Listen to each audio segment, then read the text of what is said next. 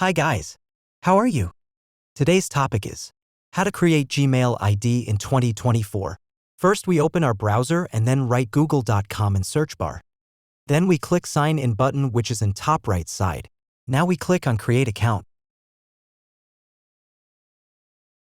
and add your first and last name. Click Next. Add birthday and gender details. Pick the suggested one Gmail address or create your own. Now add password.